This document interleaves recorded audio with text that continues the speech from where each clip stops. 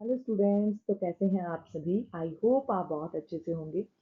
तो आज की क्लास बहुत ज़्यादा स्पेशल होने वाली है। क्यों स्पेशल होने वाली है? क्योंकि आज की क्लास में मैं आपके लिए कोई टॉपिक लेके नहीं आई हूँ, कोई थ्योरी लेके नहीं आई हूँ, कोई और सब्जेक्ट लेके नहीं आई हूँ। मैं आपके लिए लेकर आई हूँ बहुत ही यूनिक सा वीडियो, जिसको देखकर आप अपनी जो सी टैट की प्रिपरेशन है उसको और भी अच्छे से कर सकते हो। ठीक है, तो आज की क्लास में जो मैं आपको बताने वाली हूँ या हम पढ़ने वाले हैं वो है कि सी टैट 2026 की आप जो है वो प्रिपरेशन कैसे कर सकते हो। ठीक है, तो सी टैट 26 जो एस एस टी है उससे अगर आप अपना सी टैट का एग्जाम दे रहे हो तो कंप्लीट स्ट्रैटेजी हम आज की क्लास में पढ़ेंगे। ये पेपर नंबर 2 के लिए है। ठीक है, तो हमने जो है आज की क्लास में बस यही देखना है कि आप किस तरह से अपनी तैयारी जो है वो सी टैट की कर सकते हो, जिससे आपका जो सी टैट है अगर आप पहले अटेम्प्ट में हो तब भी आपका क्वालिफाई हो जाएगा, और अगर आप दूसरे या तीसरे किसी भी अटेम्प्ट में हो तब भी आपका जो सी टैट है बहुत अच्छे नंबर से क्वालिफाई हो जाएगा।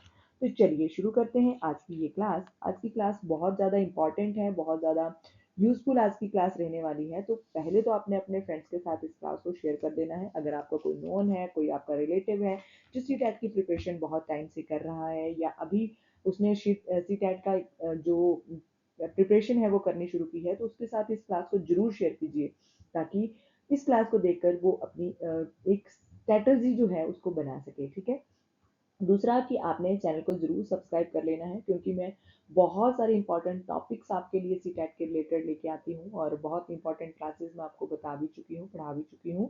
तो आपने चैनल को ज़रूर सब्सक्राइब कर लेना है।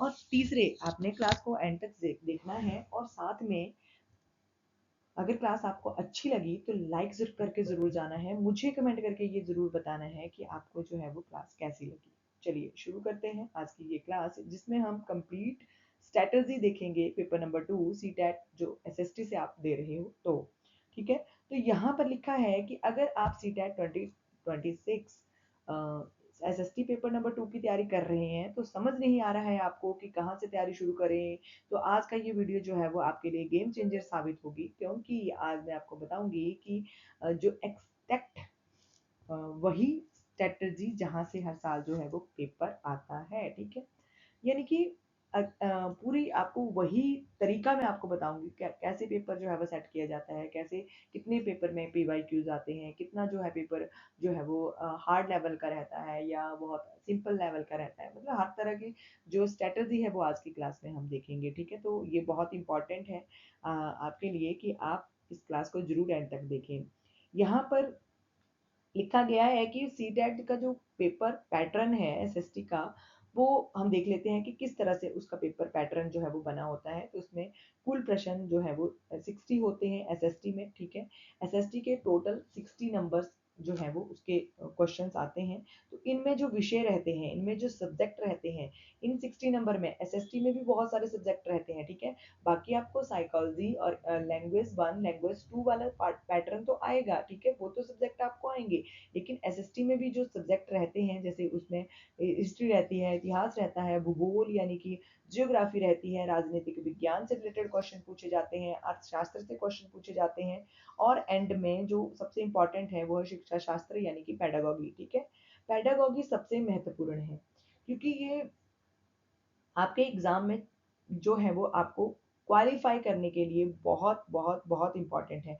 और पेडागोगी जो है उसमें लगभग 15 से 20 क्वेश्चन उसके आते हैं, जो एनसीईआरटी पर आधारित होते हैं। डायरेक्ट और कॉन्सेप्चुअल दोनों ही प्रश्न जो है वो पेडागोगी में पूछे जाते हैं। ठीक है, तो डायरेक्ट क्वेश्चंस भी पूछे जाते हैं आपसे कि पेडागोगी में। ठीक है, तो और जो आपको कंफ्यूज करने के लिए कॉन्सेप्चुअल क्वेश्चन भी डाले गए होते हैं पेडागोगी में। तो सबसे इंपॉर्टेंट है इन 4-5 सब्जेक्ट्स में कि शिक्षा शास्त्र यानी कि पेडागोगी। ठीक है, बाकी भी इतिहास से रिलेटेड आपको क्वेश्चन मिलेंगे, भूगोल से रिलेटेड क्वेश्चन मिलेंगे, राजनीतिक विज्ञान के मिलेंगे, अर्थशास्त्र यानी कि इकोनॉमिक्स के क्वेश्चन आपको मिलेंगे। तो ये सारे ही सब्जेक्ट जो है वो एसएसटी में इंक्लूड होते हैं। ठीक है, और पेडागोगी सबसे इंपॉर्टेंट रहती है इसमें, वो मैंने आपको बता दिया, क्योंकि उसके 15 से 20 क्वेश्चन जो है वो आते हैं, जो डायरेक्ट भी होते हैं, और ये सारे क्वेश्चन जो होते हैं वो एनसीईआरटी की बुक्स पर आधारित होते हैं। ठीक है, तो बहुत इंपॉर्टेंट है ये।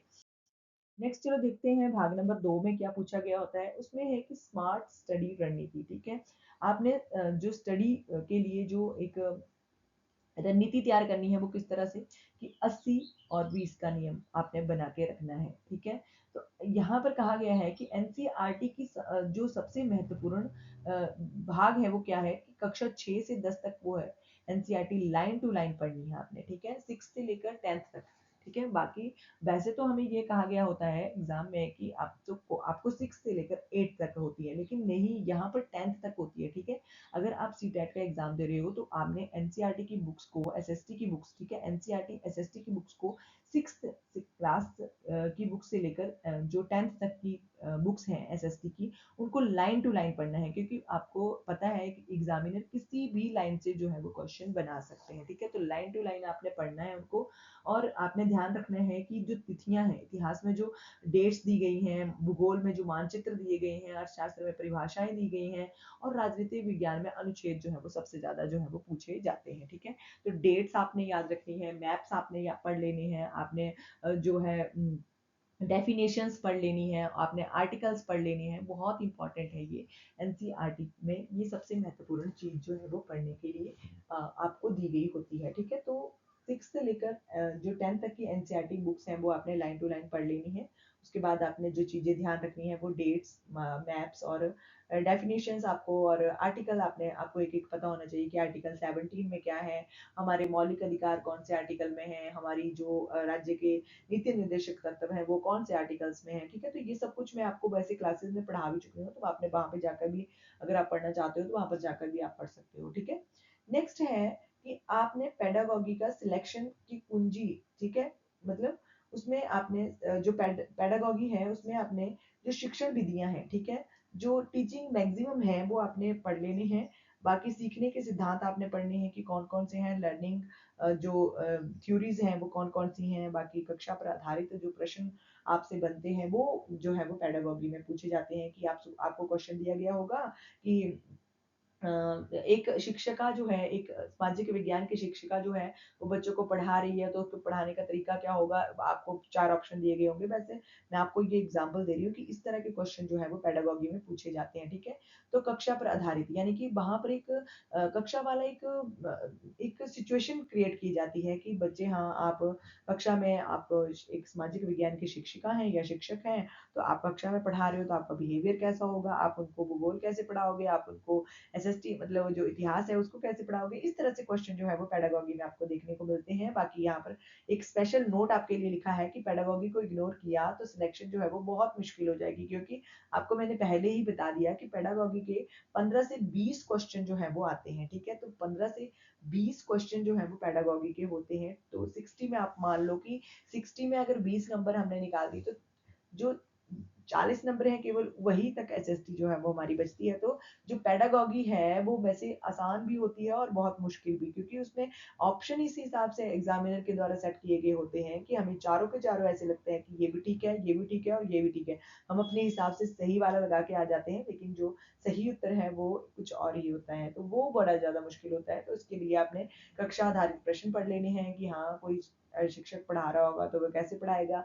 उसके लिए आप पीवाईक्यूज भी पढ़ सकते हो, ठीक है। बाकी सीखने के सिद्धांत आपको सारे ही पता होने चाहिए, लर्निंग थ्योरीज कि किसने कौन सी थ्योरी दी है, ठीक है, तो वो आपको सब कुछ पता होना चाहिए। उसके बाद शिक्षण विधियां आपने जरूर पढ़ लेनी है कि सरल से कठिन वाली कौन सी है, कठिन से सरल वाली कौन सी है, तो ये सारी आपको पता होनी चाहिए, ठीक है। अरस्तु की थ्योरी कौन सी है, बाकी मतलब प्लेटो की थ्योरी कौन सी है, कौन सी थ्योरी को फॉलो करते थे, ये सब कुछ आपको पता होना चाहिए अगर आप सीटेट का एग्जाम दे रहे हो तो, ठीक है। नेक्स्ट आपसे अब तीसरे नंबर पर बोला गया है कि पी वाई क्यूज होते हैं वो सबसे बड़ा हथियार है, ठीक है। जो पी वाई क्यूज हैं अगर आप उनको अच्छे से तैयार करोगे, बहुत अच्छे से आप पी वाई क्यूज पिछले पढ़ लेते हैं, पिछले 10 वर्षों के, ठीक है, पिछले 10 वर्षों के जो प्रश्न हैं, पी वाई क्यूज हैं, वो आपने अच्छे से अगर तैयार कर लिए तो आपके लिए बहुत ज्यादा आसान हो जाएगा सीटेट के पेपर को क्वालिफाई करना, ठीक है। तो जो पिछले 10 वर्षों के जो क्वेश्चंस हैं, क्वेश्चन पेपर हैं, वो आपने टोटली हल करने हैं, ठीक है, टोटली उनको हल करना है। नेक्स्ट है कि बार बार पैटर्न जो है वो रिपीट होता है, ठीक है। बार बार जो पैटर्न है एग्जाम में वो रिपीट होता रहता है, ठीक है। तो हो सकता है किसी एक 1 ईयर के पैटर्न को सेम सेट कर दिए जाए, उन्हीं क्वेश्चन को सेम जो है वो एग्जाम में आपसे पूछ लिए जाए, ठीक है। तो आपने अगर पढ़े होंगे तभी आप जो है वो अच्छे से एग्जाम दे पाओगे, ठीक है। नेक्स्ट है कि कम से कम जो है 3 बार जो है वो आपने इन PYQs का रिवीजन करना है। पिछले 10 वर्षों के जो PYQs हैं उनका आपने 3 बार जो है वो रिवीजन करना है। उसके बाद आता है कि वन लाइनर जो नोट्स हैं वो आपने बनाने हैं, ठीक है। वन लाइनर नोट्स आपने बनाने हैं, जैसे छोटे छोटे नोट्स तैयार करें। आपने एक टॉपिक पकड़ लिया, जैसे मौलिक अधिकार, मान लो कि आपने फंडामेंटल राइट्स वाला टॉपिक पकड़ा है, तो उसको उसके आपने ना एक वन लाइनर के नोट्स बनाने हैं कि हाँ, जो फंडामेंटल राइट्स हैं वो संविधान के कौन से भाग में हैं, उनसे कौन से क्वेश्चन जो है छोटे छोटे तैयार हो सकते हैं, वो आपने बनाने हैं। और अंतिम दिनों में के लिए ये बहुत ज्यादा उपयोगी आपके लिए साबित होंगे। जब आपके एग्जाम में 15 से 20 दिन बचे होंगे, तो आपने वहां पर उस टाइम पर आपके लिए ये जो वन लाइनर आपने नोट्स बनाकर रखे होंगे, ये आपके लिए बहुत ज्यादा यूजफुल रहेंगे, क्योंकि ठीक है, क्योंकि उस टाइम पर आपके लिए इतना टाइम नहीं होता है कि आप बड़े बड़े कॉन्सेप्चुअल क्वेश्चंस पढ़ें और बार बार थ्योरी को क्लियर, मतलब जो भी आपका कॉन्सेप्ट है उसको क्लियर करते रहें। तो ये जो वन लाइनर के नोट्स आपने बनाए होंगे, ये आपके लिए जो लास्ट डेज रहते हैं उनके लिए बहुत ज्यादा यूजफुल साबित होते हैं, ठीक है। नंबर 5 पर आता है कि मॉक टेस्ट स्ट्रेटजी, ठीक है। मॉक टेस्ट आपने स्ट्रेटजी बनानी है कि हर वीक में आपने 2 मॉक टेस्ट जो है वो लगाने हैं, ठीक है। हर वीक में आपने 2 मॉक टेस्ट लगाने हैं और अपनी जो आपकी प्रिपरेशन है, आपकी तैयारी है, उसको देखना, आप खुद मतलब टेस्ट करना है कि हमारी तैयारी जो है वो कितनी हो चुकी है। अंतिम महीने रोज एक जो मॉक टेस्ट है वो लगाना है। बाजे तो आपने सप्ताह में 2 लगाने हैं, ठीक है। एक वीक में 2 मॉक टेस्ट लगाने हैं, लेकिन जब एक महीना एग्जाम को बच जाता है, तो उस टाइम आपने डेली जो है वो एक मॉक टेस्ट जो है वो जरूर लगाना है और अपनी तैयारी को चेक करना है कि हमारी तैयारी कहाँ पर कम रह गई है, ठीक है। तो ये हमने देख लिया। उसके बाद आता है कि विषयवार रणनीति, सब्जेक्ट वाइज जो स्ट्रेटजी है वो वहां पर देखते हैं। जैसे कि मैंने आपको बताया कि SST में आपको इतिहास भी होगा, भूगोल भी होगा, राजनीतिक विज्ञान भी होगा, अर्थशास्त्र भी होगा। तो उसके रिलेटेड हम बार बार से देख लेते हैं कि हमने इतिहास में क्या पढ़ना है और क्या इंपॉर्टेंट है। जो इतिहास है, हिस्ट्री है, वहां पर प्राचीन और मध्य भारत जो बेसिस है उनको आपने पढ़ लेना है, ठीक है। जो प्राचीन और मध्य भारत जो कि इतिहास के बेस हैं उनको आपने पढ़ लेना है। बेसिक क्वेश्चन इनसे रिलेटेड जो पढ़ लेने हैं, ठीक है। उसके बाद स्वतंत्रता संग्राम, इनसे रिलेटेड बहुत ज्यादा क्वेश्चन आते हैं कि हाँ, कौन से मतलब स्वतंत्रता संग्राम के दौरान क्या क्या घटनाएं घटी थी, उससे रिलेटेड आंदोलन पूछ लिए जाते हैं। तो ये बहुत इंपॉर्टेंट है, ठीक है। सबसे इम्पोर्टेंट ये है कि आपके आपसे स्वतंत्रता जो संग्राम है उससे रिलेटेड क्वेश्चन पूछे जाते हैं। जैसे कि 1857 को भी स्वतंत्रता संग्राम कहा जाता है, वहां से क्वेश्चन आपसे पूछे जा सकते हैं। उसके बाद 1947 से रिलेटेड क्वेश्चन जो है वो पूछे जा सकते हैं। नेक्स्ट है कि बार बार पूछे जाने वाले टॉपिक जो है वो गांधी युग और विद्रोह है, ठीक है। तो जो बार बार इतिहास में टॉपिक जो है, हिस्ट्री में जो टॉपिक पूछे जाते हैं वो है गांधी युग, ठीक है, और विद्रोह, ठीक है। ये 2 टॉपिक ऐसे हैं कि जिनसे रिलेटेड जो है वो क्वेश्चन पूछे ही पूछे जाते हैं इतिहास के, ठीक है। जैसे कि गांधी युग आपको पता है 1916 में वापस आए थे। तो जो गांधी का पीरियड था वो माना जाता है आजादी तक, ठीक है। तो उस टाइम में जितनी भी घटनाएं पड़ी बनी हैं या गांधी जी के प्रमुख आंदोलन जो थे, वो सब कुछ एग्जाम में पूछा जाता है इतिहास में। नेक्स्ट है भूगोल। भूगोल में आपसे पूछा जाते हैं मानचित्र, आपने बहुत अच्छे से पढ़ लेने हैं, ठीक है। तो मानचित्रों का आपको पता होना चाहिए। उसके बाद संसाधन, ठीक है, रिसोर्सेज आपको पता होने चाहिए। ये सब टॉपिक्स मैं आपको पढ़ा चुकी हूँ। अगर आपने पढ़ने हैं तो आप चैनल पर जाकर जरूर विजिट करें और अपने फ्रेंड्स को भी शेयर कर दें क्लास को। नेक्स्ट है जलवायु व कृषि, ठीक है। तो जलवायु व कृषि से आधारित क्वेश्चन जो है वो भूगोल में पूछे जाते हैं बहुत एग्जाम में। वो भी आपने अच्छे से प्रिपेयर कर लेने हैं और इनसे रिलेटेड भी वन लाइनर जो आपने MCQs हैं या वन लाइनर जो PYQs हैं वो नोट्स हैं वो बनाने हैं। नेक्स्ट है डायग्राम आधारित प्रश्न पूछे जो है वो आते हैं। इसमें डायग्राम से आधारित प्रश्न आते हैं कि हाँ, जैसे भूगोल में पूछा जाता है कि इस टाइम पर कितना जो था वो, जैसे सड़कों का निर्माण हो चुका था, उसके बाद कितना हुआ विकास पूछा जाता है। मैक्सिमम डायग्राम से आधारित जो क्वेश्चन है वो भूगोल में मैक्सिमम पूछे जाते हैं। उसके बाद आती है राजनीतिक विज्ञान की बात, पॉलिटिकल साइंस की बात। पॉलिटिकल साइंस में आपसे संविधान की मूल बातें पूछी जाती हैं, जैसे कि संविधान सभा का गठन कब हुआ था, संविधान सभा कब बनी थी, उसके बाद संविधान हमारा जो है उसमें मौलिक अधिकार कहाँ है, उसमें मौलिक कर्तव्य कहाँ है, ये सब कुछ देख लीजिए। यहाँ पर भी लिखा है कि मौलिक अधिकार और कर्तव्य जरूर पूछे जाते हैं आपको। ये दोनों टॉपिक क्लियर होने चाहिए बिल्कुल कि हमारे मौलिक अधिकार कितने हैं और हमारे मौलिक कर्तव्य कितने हैं, ठीक है। तो ये इंपॉर्टेंट है। नेक्स्ट है कि सीधे प्रश्न पूछे जाते हैं। इसमें सीधे राजनीतिक विज्ञान जो है इसमें सीधे क्वेश्चन पूछा जाता है। ऐसा नहीं कि घुमा फिरा के आपसे पूछा गया होगा कि मतलब कि जैसे राज्य के नीति निर्देशक सिद्धांतों के बारे में बताइए, ऐसा नहीं होगा। आपसे पूछा ज्यादा से ज्यादा ये पूछा जा सकता है कि एग्जाम जो हमारा कॉन्स्टिट्यूशन है, हमारा संविधान है, उसमें जो है वो डीपीएसपी यानी कि राज्य के नीति निर्देशक सिद्धांत जो है वो कौन से भाग में है, ठीक है। तो सीधे प्रश्न जो है वो पूछे जाते हैं। उसके बाद आती है बारी इकोनॉमिक्स की यानी कि अर्थशास्त्र की, ठीक है। तो अर्थशास्त्र में आपसे जो है वो गरीबी, विकास, अर्थव्यवस्था के क्षेत्र वाले क्वेश्चन जो है वो पूछे जाते हैं, जिनमें आसान और स्क्रोलिंग जो सेक्शन है वो रहता है, ठीक है। स्कोरिंग सेक्शन जो है वो यही रहता है सबसे आसान, ठीक है। सबसे आसान और स्कोरिंग सेक्शन जो है वो शास्त्र वाला रहता है, क्योंकि गरीबी, विकास, अर्थव्यवस्था इस तरह से के क्वेश्चन जो है वो पूछे जाते हैं। नेक्स्ट है कि 30 दिन की तैयारी की योजना कैसे हम आप बना सकते हो, ठीक है। 30 डेज में आपने अगर सीटेट के एग्जाम की तैयारी करनी है तो वो आपके लिए क्या पैटर्न रहेगा, वो है कि दिन 1 से 15 यानी कि पहले दिन से 15 दिनों तक आपने एनसीईआरटी पूरी पढ़ लेनी है, उसके बाद नोट्स उसके बना लेने हैं, ठीक है, पहली से लेकर 15 तारीख तक, ठीक है। फर्स्ट 15 दिन जो है रहेंगे उनमें आपने जो है वो एनसीईआरटी पूरी पढ़ लेनी है। 6 से लेकर 10 तक मैंने आपको बताई, तो वो पूरी पढ़ लेनी है और नोट्स बनाने हैं। उसके बाद 16 से 25 दिन में आपने पीवाईक्यूज पढ़ने हैं और उनका रिवीजन करना है, ठीक है। पीवाईक्यूज पढ़ने हैं ज्यादा से ज्यादा और उनका रिवीजन भी आपने करना है। उसके बाद 26 से 30 दिनों में यानी कि 4 दिन जो बच जाते हैं उनमें मॉक टेस्ट लगाने हैं और कमजोर टॉपिक आपको जो लगते हैं वो आपने उनके ऊपर ज्यादा कॉन्सेंट्रेट जो है वो करना है। यहाँ पर लिखा गया है कि कॉमन मिस्टेक्स अवॉइड प्लीज, ठीक है। कि जो एग्जाम में पहले ही दी गई होती हैं इनको आपने पहले ही अवॉइड कर देना, जैसे केवल शब्द, ठीक है, केवल रट कर पढ़ना, ये जो है वो नेगेटिव टर्म है, इसको आपने पहले ही हटा देना है एग्जाम में। आपने मतलब कि ऐसा नहीं है कि टाइम वेस्ट करना है वहां पे एक एक क्वेश्चन पे। अगर आपको ये नेगेटिव टर्म्स आपने पढ़नी है या फिर पढ़ी हैं तो आप जो है वो एग्जाम में जो है वो बड़े अच्छे से क्वेश्चंस को सॉल्व कर पाएंगे। जैसे केवल इंडक्टिव वर्ड है, रटना जो है वो नेगेटिव वर्ड है, ठीक है, तो रट कर पढ़ना भी नेगेटिव वर्ड है।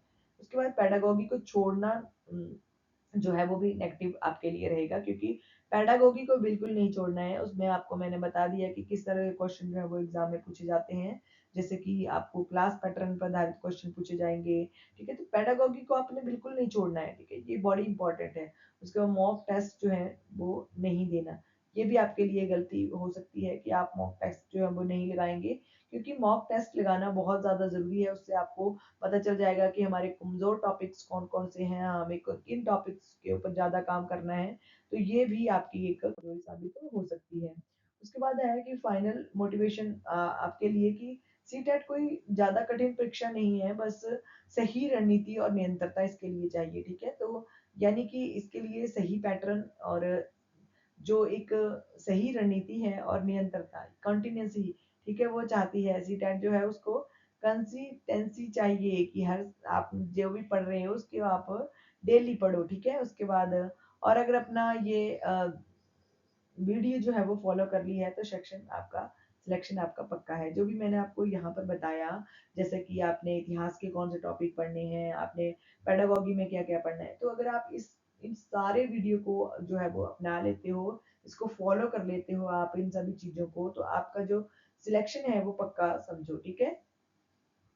उसके बाद है CTA यानी कि कॉल टू एक्शन, ठीक है, लाइक, शेयर और सब्सक्राइब इसी तरह के और भी कंटेंट के लिए, ठीक है। फुल क्लासेस के लिए आप मेरे चैनल पर विजिट जरूर करिए और कमेंट करके मुझे ये लिख दें कि SST 2026 अगर आप सीरियस एस्पिरेंट हो तो, ठीक है। तो कमेंट करके मुझे SST 2026 जरूर लिखें। और अगर आप CTET में जो है वो सिलेक्शन चाहते हो तो, ठीक है। और आप चैनल पर ज़रूर विजिट करें जाकर और ज़रूर चेक करें कि बहुत सारी क्लासेस मैं आपके लिए सीटेट की पढ़ा चुकी हूँ।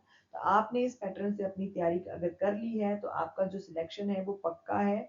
और अगर आप अच्छे से इस वीडियो को देख लेते हो, अच्छे से समझ लेते हो, उसी हिसाब से अपनी तैयारी करते हो, तो आपकी सिलेक्शन को कोई नहीं रोक सकता है फिर, ठीक है। तो आपका चाहे फर्स्ट अटेम्प्ट हो या थर्ड हो, सेकंड हो, फोर्थ हो, कोई मर्जी अटेम्प्ट हो, आपका जी टेट क्वालिफाई होगा ही होगा, ठीक है। तो इसी तरह की और भी क्लासेस के लिए प्लीज़ चैनल को ज़रूर सब्सक्राइब कर लें। और आपको क्लास कैसी लगी कमेंट करके मुझे ज़रूर बताएं। आपने कमेंट में SST 2026 लिखना है, तो देखती हूँ कि कितने लोग जो है वो सीरियसली सीटेट की प्रिपरेशन कर रहे हैं। Thank you for watching. मिलते हैं नेक्स्ट क्लास में।